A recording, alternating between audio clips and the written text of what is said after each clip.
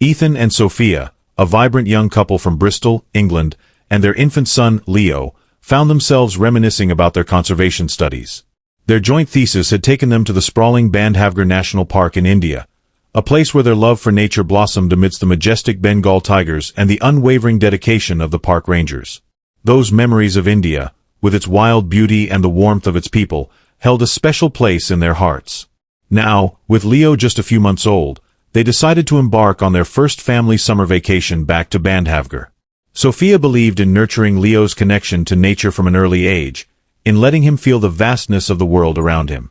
So, after a long flight, laden with luggage, a stroller, and a shared excitement for that cherished land, they arrived. At the gate of the ranger station, they were met by Rani, a ranger who had been a guiding presence during their student days. Rani's face lit up. She embraced Sophia, shook Ethan's hand, and smiled warmly at baby Leo, who was peacefully asleep, swaddled in a soft white blanket. The family was then led to a charming wooden cabin, nestled deep within the forest, a cozy haven that instantly evoked a sense of nostalgia. That evening, they shared a meal with the rangers, their laughter echoing through the quiet night as they recounted old stories and made new ones. The following morning, a ranger named Vikram drove the family through the sprawling grasslands. Sophia held baby Leo close, while Ethan filmed the breathtaking scenery, determined to capture every precious moment. As they navigated a dusty track, a magnificent herd of tigers emerged into view, basking in the golden sunlight. Several playful tiger cubs tumbled at their mother's feet, creating a scene of serene wildness. Vikram gently eased the jeep closer, maintaining a respectful and safe distance, allowing them a clearer view. Suddenly, a large male tiger in the herd let out a thunderous roar, scattering the others as he fixed his gaze on their vehicle. Vikram, sensing the imminent danger, swiftly reversed the jeep. However, the engine's rumble only intensified the tiger's focus. With another deafening roar, its ears flattened, the tiger charged forward with terrifying speed, causing Sophia to instinctively clutch Leo even tighter. Ethan shouted, urging Vikram to drive faster, but it was too late. The massive animal was upon them. The jeep was violently struck, spinning wildly before flipping onto its side, instantly enveloped in a cloud of dust. Everyone was thrown from the vehicle, their bodies hitting the hard ground, leaving them unconscious. Sophia, though dazed, still cradled Leo tightly to her chest, the baby's cries piercing the sudden silence. The tiger continued to rampage, relentlessly trampling the overturned jeep for several minutes, before letting out one final, triumphant roar and retreating with its herd. The grassland fell silent once more, leaving behind only the mangled jeep and 3 unconscious figures scattered on the ground. The impact had rendered them unable to move. Leo, miraculously, was still alive, wrapped in his blanket, but hungry and crying weakly into the vast expanse. His repeated cries, faint but persistent, were like a desperate signal in the empty wilderness. There was no one else around, no means of communication, only the whisper of the wind and the labored breathing of the injured. Sophia, even in her unconscious state, subconsciously frowned, her arms still protectively wrapped around her child, though her body remained limp. It was a moment teetering on the edge of fragile life and the harsh reality of the natural world. A few hundred meters away, 2 tigers were stalking a herd of deer when the faint cry reached their acute ears.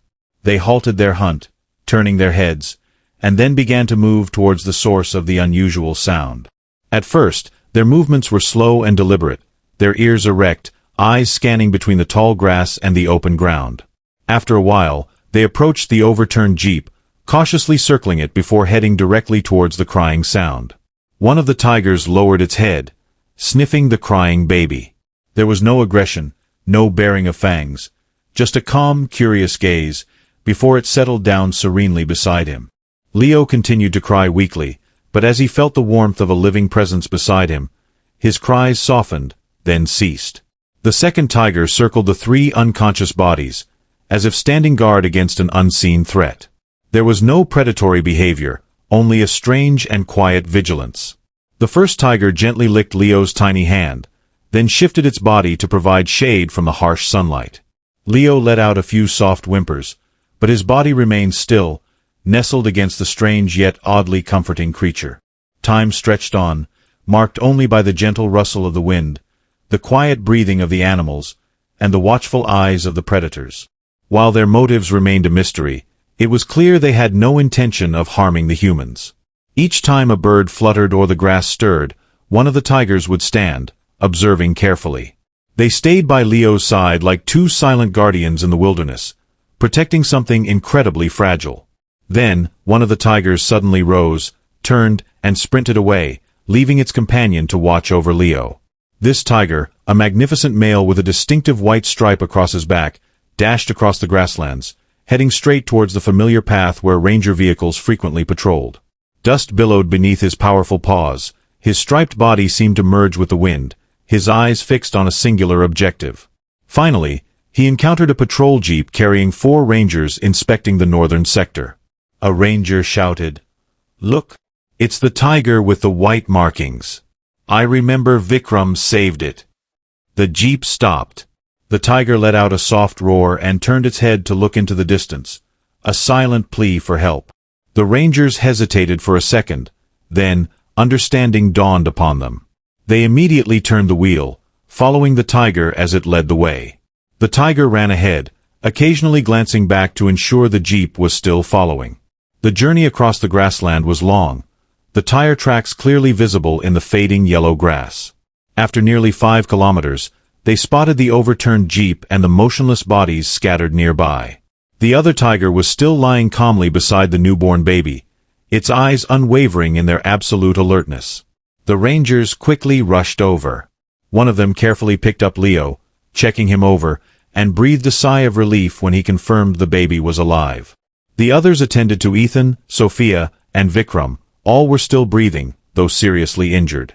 From the scene, they deduced that the cause was a sudden attack by an adult tiger. Without hesitation, they sent out an emergency signal, calling for a medical vehicle from the main station in the reserve. The white-striped tiger slowly approached the ranger, its eyes filled with a profound trust, as if entrusting the fate of the humans to them. After only 25 minutes, an ambulance and 3 wildlife medics arrived. They quickly checked each person's vital signs, administered 4 fluids, and bandaged their head and limbs. Baby Leo was given milk, which he drank greedily, before falling asleep in the female doctor's arms. Ethan was the first to wake, his eyes widening in disbelief as he saw the tiger sitting calmly near Sophia and their baby. "They've been watching the whole time," a ranger explained as he helped Ethan onto a stretcher. Sophia also slowly regained consciousness, still instinctively trying to hold Leo until she realized everyone was safe. Vikram offered a weak smile when he saw the familiar old tiger, the very one he had rescued, now returning the favor. The 3 injured individuals were carefully placed on stretchers and moved to the ambulance, while the 2 tigers slowly retreated back to the edge of the forest. A ranger walked over and gently patted the white-striped tiger on the head. "You did a wonderful job," he whispered. No one could have imagined that a wild creature would become such a miraculous messenger of salvation. The ambulance departed, leaving behind the scarred grass, the tiger's footprints, and a vivid legend. The rangers stood solemnly, watching it go, their hearts overflowing with gratitude for nature's surprising capacity. One of them sighed, "If it weren't for those 2 tigers, who knows what would have happened?" As the ambulance turned onto the main dirt road, everyone sat in stunned silence, holding hands as if they had never been separated. Outside the window, the wind whispered gently through the grass, like a blessing from the heavens for the survivors. At the medical station, the entire family received expert care from a team of doctors specializing in wilderness accidents. The doctor confirmed that Ethan, Sophia, and Vikram had only suffered soft tissue injuries, none of which were life-threatening. Baby Leo was completely unharmed, no scratches, no infection, just slightly dehydrated. Rani came to visit, holding Sophia's hand, tears welling in her eyes. "Those tigers kept my baby alive through the storm," she whispered. A photograph of the 2 tigers lying next to Leo was printed and proudly displayed in the center of the ranger station, a powerful symbol of hope. Ethan asked a ranger to take him to the edge of the forest, where he bowed his head in a silent thank you to the very animals that had once been the subject of his research. He placed a bouquet of wildflowers on the ground, a simple gift, yet a profound expression of his deepest gratitude.